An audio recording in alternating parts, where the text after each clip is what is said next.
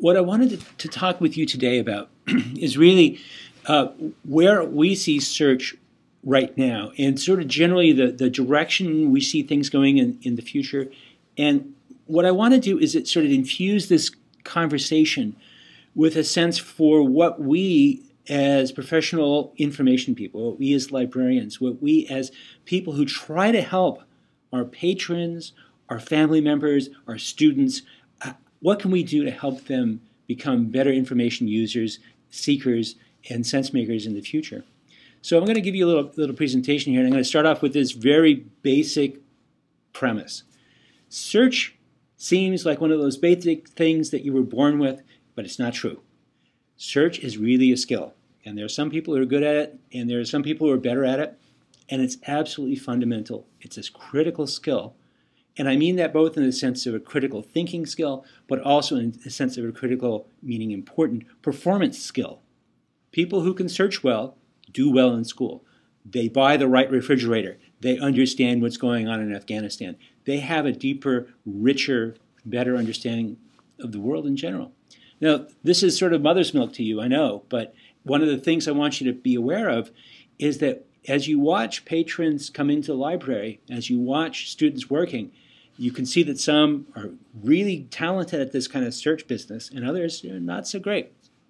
But like Garrison Keillor's Lake Wobegon, everybody thinks that they're above average. And the truth is they're just not. So one of the things I want to do is get this sense of how can we help everybody be a better searcher, everybody be a better researcher. So you've probably seen something like this before.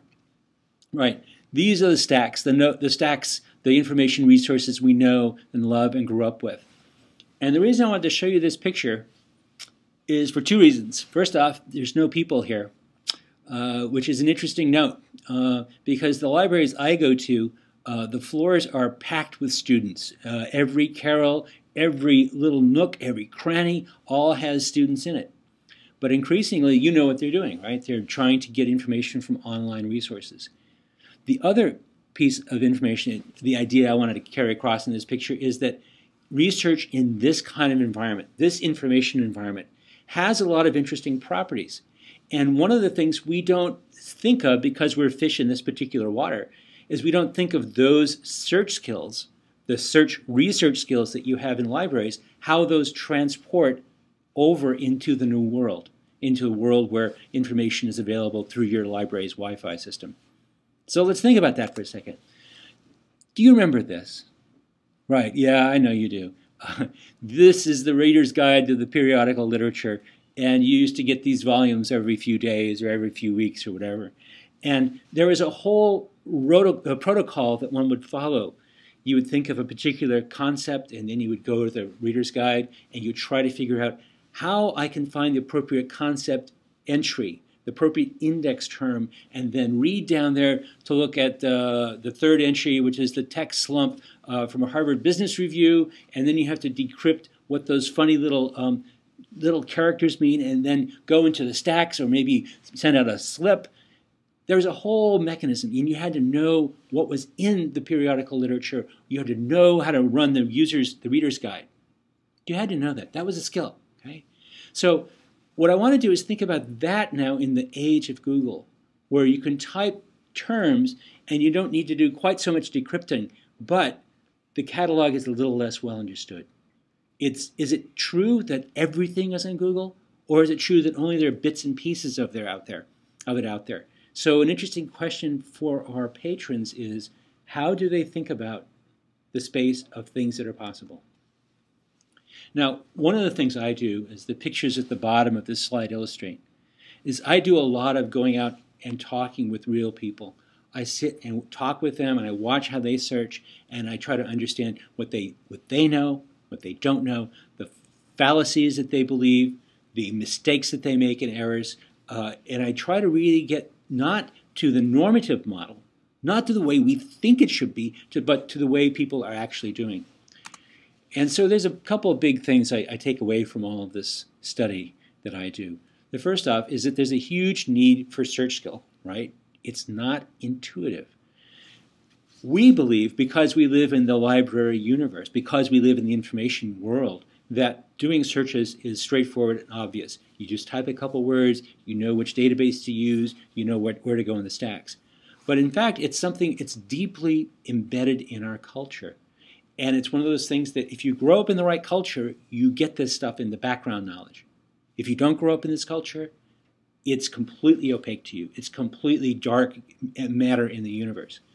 So we need to figure out how to teach this stuff, because one of the things I've found that's really interesting is that users, for the most part, have very little idea what's possible, what's out there, what's available, and how to use it and find it effectively. So one of the things I want you to take away from this is we have enormous wealth. We have all kinds of stuff in our resources. How do you get to it? How do you take away and embed in your own practice those critical search, research, and analytic skills in order to be able to understand the world more effectively? So here's the first sort of big axiomatic thing I want you to take away. The great world of libraries, historically, has been very slowly evolving. There have been major changes over time, but changes on the order of decades. One of the things that's really true about the current time is that change is a constant. That is, we can expect things to be constantly changing and forever changing, and if you believe James Gleick, then the world is even going to speed up in its rate of change. So there's a lot to be thinking about here, particularly as we start to think about what kinds of things change. It's not just that more stuff is becoming available. That's true, and there are interesting shifts that happen when you have qualitative changes in the amount and quality of things that are available. But searchers also are starting to search for new kinds of things. Important takeaway: the new kinds of things they're searching for will continue to change. So for example, we now have real-time updates. We have Twitter streams, we have G+ streams, we have streams coming out of our oceans. And what we're doing is we're starting to think about that as a new information kind. We're seeing socially tagged content. What we're seeing is the evolution, the efflorescence of a new kinds of content constantly. One of the interesting questions for the library and the library universe is, what do you now own? What do you curate? What do you give access to? So one of the constants about change now is that we're constantly changing the kinds of things that are there. Second big change factor: the tools and systems we have that we will use to access and find these new kinds of content will continue to change as well. They will change what they serve, they will change their capabilities, and they will change the interface and the very structure of that information that's available. Let me give you a modest example. You probably know the Google Maps product, and what I'm showing you here is a kind of a screenshot from 2005. You don't actually need to read the tiny details here to understand my point. This user interface was designed roughly 2002, 2003, somewhere in there, and then it evolved into this position in 2005, where you see the search results on the right-hand side. The search here is for pizza. This is in Mountain View, so it's roughly where the Googleplex is, and so I'm talking to you from roughly where the green space is in the lower right half of the map. But what I want to show you here is the ways in which this evolves over time. So take note here of sort of the general flow of the user interface and the way it works. Results on the right-hand side, we have the query box in the upper left. There's another query box below where you can specify the location. Let's go forward a year. Enormous change. Now we have one query box. We no longer have two. We have the ability to switch between different kinds of corpora. We have a double-tabbed results in the middle of the page. The results themselves are on the left-hand side. Okay, stuff is shifting around. Now, question for you as users. Did you notice? Did you really notice? Probably not. Most of our users we know didn't. The statistics on use patterns at this transition point were kind of the same. But keep in mind, we go forward one more year.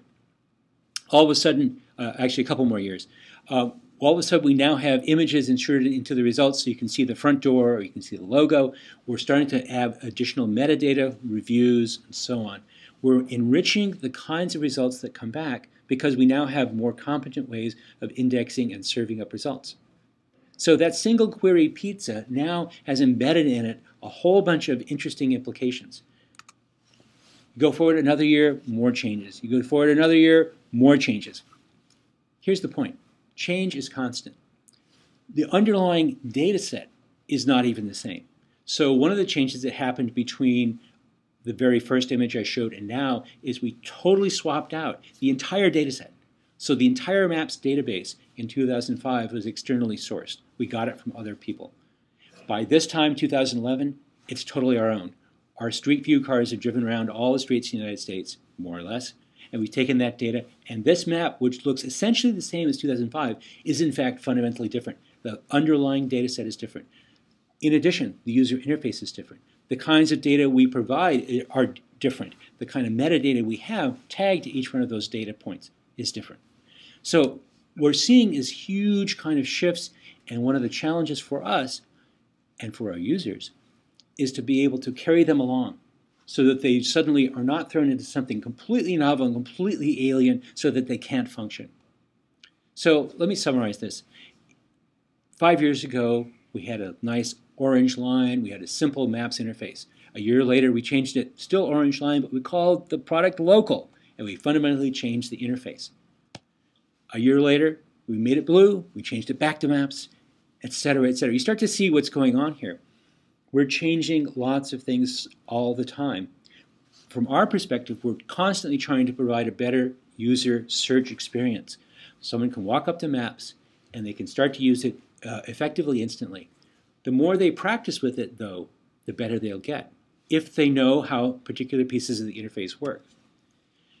And that brings me to another interesting key point. One of the things that we have to understand as users of this technology, as information specialists who help our patrons with this information technology, is what's there, what's possible.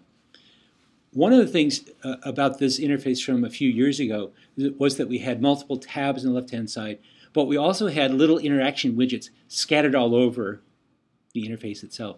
And this is going to be a little hard for you to see given the resolution here. But in fact, way over on the left-hand side of that vertical stripe, there was a 5-pixel wide interaction widget. Did you ever use that? I know the answer. I don't need to see you to know that nobody in that crowd actually clicked that. Maybe one of you didn't. I've seen the statistics. I know that effectively that's invisible. We've done a fantastic piece of magic by hiding a fundamental piece of the interface. Big oops. Lower right corner, we had another interaction widget down there. This allowed you to actually move the sort of overview perspective. You could change the viewport trivially. Fantastic widget. Again, nobody saw it. Again, user interface failure. But we're not idiots. We take this information and we look at it and say, what can we do to make the next iteration better? And one of our points here is to figure out how we can do that in a way that allows people to continue doing their task in an easy way. So we're in this world where everything is evolving. The underlying data set is evolving. The information accessors are evolving. The kinds of technology, the interfaces, the experience is changing. What does this mean for the future? Well, I'm going to summarize this. There are many things I could say about the directions we're going, but here's a couple key points. The future is going to be social. There are many interesting ways to take that forward, but let me tell you a quick story here. A couple years ago, I was in Portland, and I took this tram from the airport to the middle of downtown. And as I was on the tram, I sat, it turns out, next to a homeless man. And this homeless guy had this camera with the biggest, baddest lens I have ever seen in my entire life. And there was a kind of cognitive dissonance with that. How could this homeless guy afford this giant lens? So, being a social kind of guy, I had to ask, excuse me, homeless guy, why do you have this big lens? And he told me the following story, which I found fascinating. He said that he was a tail spotter. So what's a tail spotter? If you look at this plane, at the back end of the tail, there is that set of numbers at the lower part, just below the midline there, below what on a ship we would call a plimsoll line. That set of numbers is the tail identifier, and every plane in the universe has a number like that. It uniquely identifies the cargo, the plane, and the owner, and so on. He was part of a social network worldwide that put together information like this, took photos like this, and socially aggregated it to track where planes were going. This is like the aviation version of train spotting.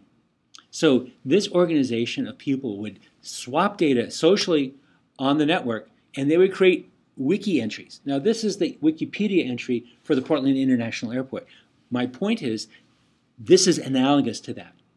So these folks were putting together this kind of socially constructed piece of content, and what they're doing is discovering major important things. These are the people who figured out the extraordinary rendition patterns of aliens who were taken to other countries, to other locations for various kinds of extreme interviews. These folks figured out by socially aggregating data. Another kind of social aggregation you probably should know about are what are called the overflow series of social websites. This one's called Math Overflow, there's another one called Stack Overflow, and so on. What's interesting about these is that these are the math and high-tech versions of plane spotters. These are the people who get together and ask questions like this. Are there more connected or disconnected graphs on n vertices? People then write in answers, and they have a very interesting thread that goes on. You may not care about graph theory, but these sites are connecting people worldwide who each can contribute a fraction of the problem, and together they can synthesize a new insight into deep mathematics. Papers are being published by these folks who have never met, never will meet, and they're creating something wonderful and beautiful here. The information age is largely social. One of the things we're doing at Google is we're providing you things like Google Docs, where you can have a group of people sharing a document and editing it over time. And what you can see here in the upper right is that blue bar is showing the history of edits over time. You can go through and see who's done what to any particular document. You can track changes by using fonts and font colors, so you can see each individual's work on the social aggregation of the work. In search, you probably know we recently launched this ability to do social searches. That is, when I do a search for a word like running, I love running. You can see that I posted recently a picture on my Google Plus account. That's what the little person icon there in the sort of center means. This is information that's being pulled from my social network, private to me, my information, but it's being smoothly meshed in with my ordinary search results. That's really handy because you can see in the very bottom there, there's a few images. I did not know that Audrey Waters had posted this information about running. I learned something new. So we're trying to figure out ways in which we can move beyond social information and integrate personalized information into my information diet. As you know, another big change is that information is growing by leaps and bounds and is increasingly dense. What I mean by dense is roughly this image. The image that, although we're not quite there, we're increasingly putting stuff into a catalog, indexable system, either through online databases or through Google, what have you. But we have, as a patron, you have the ability to touch vastly more amounts of information now than I could as a graduate student, or my father could as a student, say, 50 years ago. The world is qualitatively different. So one way to think about this from Google's perspective is that we have roughly 120 million books in our books corpus. As you should know that roughly every minute, about 48 hours of video content are being uploaded to YouTube. I put in X billion images because I don't know what the current number is, because that number changes moment by moment. A way of calibrating that is we have over 78,000 anteater images. We have billions and billions of documents in our index. This is a really interesting property. It's interesting to think about because it's all searchable. You could go to Google right now and type a query like, the population of Japan. It will tell you within 300 milliseconds that that's 127 million. You can ask a question like, how tall is the Empire State Building? It will give you the answer, 1,250 feet. You could ask for it in cubits. It will tell you that. You can ask questions like, what is 20,000 leagues in miles? A question that most people who've read Jules Verne's book have never really considered. Or you could even ask the unexpected, what is the airspeed of an unladen swallow? And Google will actually tell you it's around 10 meters per second. Now, some of you understand what that's all about. The fascinating thing to consider, it's all indexed, it's all searchable. But it's not just that there's a lot, but there are these vast, beautiful compendiums of topic information. And that's where we come in. That's where we, as information knowledge specialists, start to play into this ecosystem of information, knowledge, and access. One way to think about it is it's roughly, the internet from our perspective is like a Library of Congress being added every day. And the rate of acquisition is accelerating. And we index all that stuff in a matter of minutes. So the scope and scale of this is really interesting. What this implies for us as information professionals is how do we get a handle on this in order to help the folks who are coming to us for search, for information. One of the properties that we've been really hammering on because of this rate of acquisition and the rate of growth is it has to be fast. As you know, Google returns most results in under half a second. So you can do a query for Prague and get 140 million results in under a third of a second. Same thing for Mountain View, medieval stained glass. It doesn't matter how obscure your topic is. We will give you potentially a million results in under half a second. What this means is that the cycle time of intellectual activity has dropped significantly. Why that's interesting is that previously, in a previous generation, one of the major impediments was the amount of time it took you to go look up, say, the population of Oceania broken down by island in alphabetical order, organized by, say, major export. Now, that's a simple lookup. What this allows us to do as a culture is to start to see more deeply into content. This is the hope. This is why I'm excited by this. This is why I want to help people learn how to search and learn how to do research and how to make sense of the data they have. This is a set of Google charts. These are simple to construct. I literally constructed these in, a couple minutes. And the kind of insights you can gain, which is the point of all this, right? The point of building libraries, the point of building information sets is not to have a glorious, grand archive in the sky. It's to use that stuff. It's to use that information to facilitate understanding, to accelerate growth, to reach more deeply into the structure of knowledge. It's to do stuff. Now, having said all of that, we still live in a world where some searches are still difficult. This is where we come in. What's the population of Japan in 1490? Google's not going to tell you that. How much did the Empire State Building weigh? What were the 5 primary causes of the Civil War? Okay, those kinds of questions. Or my favorite one here, why do swallows appear so often in the works of Monty Python? That's not a searchable, simple answer. This is where some insight and critical thinking skills come in. Some of these questions are very straightforward and are just crazy hard. Driving down Highway 5 in California, I see this mountain in the middle of nowhere. What is it? How did it get to be there? Somebody walks in, a child walks into my classroom and says, Dr. Russell, what is this flower? How would I find out? At this point, I say, let me tell you about botanical keys. Let me show you how to work through that structure of information, because botanists have worked this stuff out. But you need to be the match between the structure of knowledge and the structure of the real world. How would you figure this out? My son comes in with an insect bite on his arm. It's important for me to understand now what kind of insect bit him and what I can do about it. What this all tells me is that knowledge, information, the role of libraries is constantly evolving. The evolution is fascinating because, as I've said, the underlying content changes, the interface technology changes, and the structure and the way in which we can ask questions is itself changing. So you may or may not know about this product we have called Google Goggles. It's impossible to say, but it's a great tool. It's an application that runs on your Android. And what it allows you to do is to go somewhere in the world, take the camera that's embedded in your phone, and take a picture of something that you see in the world. So here's a picture of me running that application. I'm at Stanford on campus, and what I'm doing is taking a photograph of Hoover Tower. It's that giant monolith you see in the image.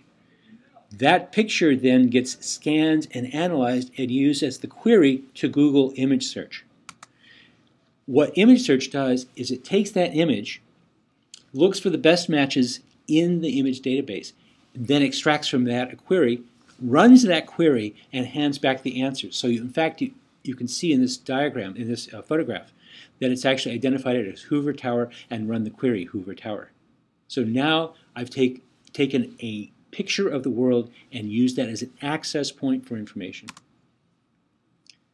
You already know you have turn-by-turn voice-driven navigation. You can speak to your phone, you can get it to tell you where you want to go, and it can tell you where things are going along the way. You know about tools like Siri, you can ask questions. Here's the point.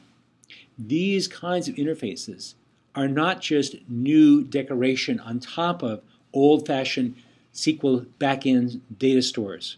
These are fundamentally new ways of dealing with information in the world.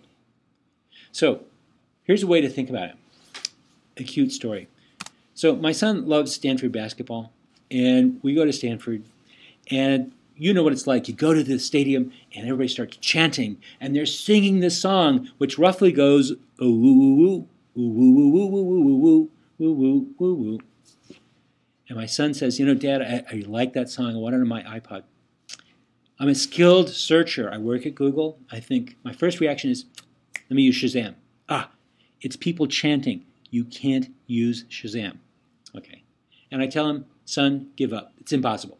There's nothing to go with. So, being a good 14-year-old son, he completely ignores Dad's advice, walks over to the laptop on the table, and types in, ooh, ooh, ooh, ooh, ooh. And the first suggestion in that list that's proffered by Google is ooh, ooh, ooh, ooh song. He clicks on that, and within 30 seconds, he's downloaded the MP3 to his iPod. Which just goes to show that, you know, things change so fast that even the old man has to stay on top of these things. But it worked for an interesting reason. It worked because a lot of other people asked that same question. He wasn't alone. Oh, so information is not only changing, but it's evolving as people ask questions. Now the queries become part of the content. It's an interesting shift. We can work socially or explicitly, and we can work socially implicitly, as with that question. Future search is also going to be highly localized. What I mean by that is that if I do a query like pizza, I don't want to know about pizzas in Denver. I don't want to know about pizzas wherever. But if I'm in Austin and I do a query like Austin barbecue, I want it to not only tell me where the best barbecue is, but also give me a map. So what we're trying to do is take that metadata that it comes with a lot of the data resources we have and integrate it smoothly into the user experience. So when you do a search like Austin barbecue, we not only give you that information, but we also show that on a map. We can geolocate that information. That's contextual information that's used whenever you do a search. So when I whip out my phone and I say coffee, it's going to look at my GPS location, use that geocode information as part of the query. It's implicitly adding it in. Nobody wants the generic query coffee when they're on their phone. It's a very rare thing. Now, one of the things that's fascinating about this whole geocoding thing is that we as a culture haven't quite figured out that this is true and how things are geolocated and geocoded and so on.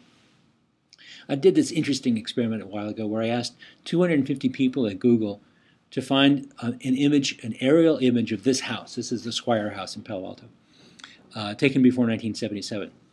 I gave everybody 7 minutes, which is our standard amount of time for these kinds of tests, and nobody succeeded. These are engineers. These are technocrats, these are the digerati, and nobody succeeded. It's an interesting question. Why? It turns out that Google Earth, which is arguably one of our products, has a very nice feature that allows you to dial back time. You can take the history slider, the time slider you see in the top of that image, and I can dial it back here to September 1948, and there it is, the aerial image of 900 University Avenue. Why didn't those 250 engineers think about that? What was it about their conceptual toolbox that did not allow them to think that this was a way to solve that problem? Well, we can go into great detail about that, but the bigger point is we all have limits like that. We all have conceptual boxes that we live within, conceptual universes that we don't think about getting outside of.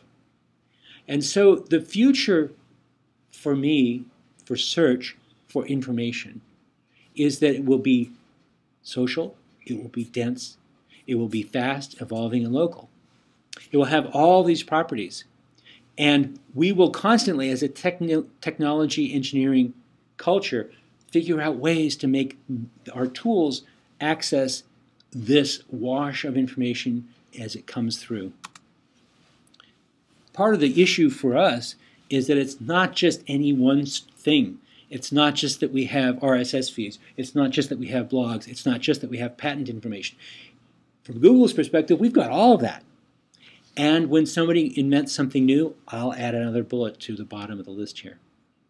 Now there are video blogs. We have to figure out how to index that and access that metadata, that tags, so that we can give you the right result when you do a search for that. One kind of content that you may or may not know about is that Google actually has 3D models. So here is a model, a three-dimensionally rendered model of Notre Dame Cathedral in Paris. What's beautiful about this, I won't show this to you now, but you can download this to your desktop, to your laptop, to your phone, and fly through Notre Dame. You want to know what a flying buttress is? Go look at it. Fly up to it. This is an actually photorealistic rendered model that runs in real time. So one of the fascinating things about this is the kind of information that's possible and the way we can access it changes. If you don't know about this, you need to learn. Question for us, how do we stay on top? One of the big issues that comes up time and time again are pictures of things like this. Question here for you, is this real or is this fake? Right? Show of hands, how many people think it's real? Okay, how many people think it's fake? Okay, so the answer is it's real. Okay? One of the things we have to help our patrons understand is how to assess things like this so that they can figure out how to get under the skin of that information block, so they can figure out how to understand if this was totally synthetic or totally fake. Hemingway said it best, I think. He said every man should have a built-in crap detector. And it's interesting, that particular sword flushes both ways. You have to be able to understand when something's real and when something's fake, when something's credible, when something's not credible. How are we doing? Are we, as an information culture, passing this along to our patrons, to our students? I'll give you an example, particularly striking one. This is from 2003. You might remember the giant Northeast power blackout of August 2003. It's shown in this illustration by that giant black wedge where New York State roughly is.